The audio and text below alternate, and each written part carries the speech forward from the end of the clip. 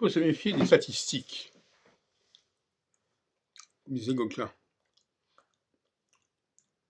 Des statistiques fondées sur des fausses bases. Si par exemple, il y a une population qui est répartie dans le monde entier, eh bien, on va la trouver forcément aussi dans un groupe X ou Y.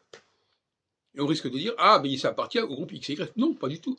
Il se trouve partout, y compris dans le groupe X et Y. De la même façon, je disais l'autre jour, que quand on travaille sur des cycles longs, ces cycles longs ne veulent rien dire. Parce que ce sont des cycles courts, et des cycles courts peuvent très bien recouper des cycles longs. Et donc, quand vous dites que tel cycle est long, en réalité, non. Parce qu'il y a entre-temps une sorte de cycles courts qui se sont introduits, qui se sont insérés, donc ça ne veut rien dire.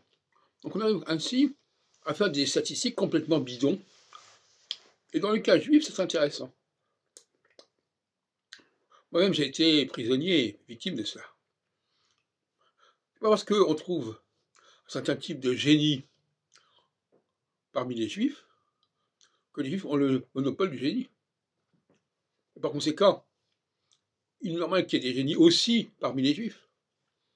Mais dire que c'est que parmi les juifs qu'il y a des génies, c'est une aberration. Eh bien donc, il faut distinguer les adamites et les juifs, et les israélites. D'ailleurs, actuellement, j'aurais plutôt tendance à dire qu'il y a les israélites et les adamites. Parce que les israélites et les judaïens, ça s'est mélangé de manière absolument enchevêtrée. Par conséquent, les adamites peuvent naître aussi dans le monde juif, entre autres. Pourquoi pas? Mais ils n'ont pas.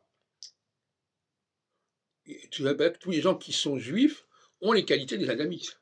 Ça aussi, ce serait un faux raisonnement, bien évidemment. Il y a des adamites parmi les juifs,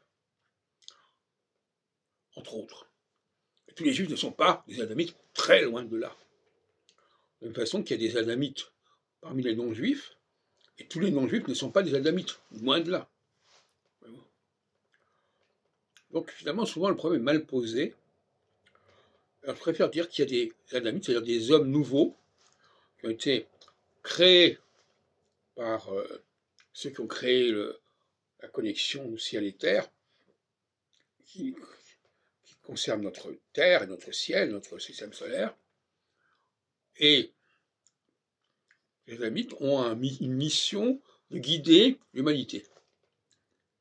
Et donc, ils vont devoir guider un certain nombre de peuples, y compris les juifs, à certains moments. Les juifs ne sont pas exception non plus parmi les peuples. Il y a eu par exemple, Herzl a guidé un certain nombre de populations juives à la fin du XIXe siècle. Bon, Moïse, si tant est qu'il existait, l'a fait à une autre époque, etc., etc. Donc, il faut relativiser tout cela. Et par conséquent, pour terminer, je dirais, c'est une erreur de dire oui, il y a Freud, Marx, Einstein et compagnie qui sont des génies, donc des adamites. Juifs, oui, ils sont juifs, effectivement. Mais il y a beaucoup plus d'adamites en dehors du monde juif.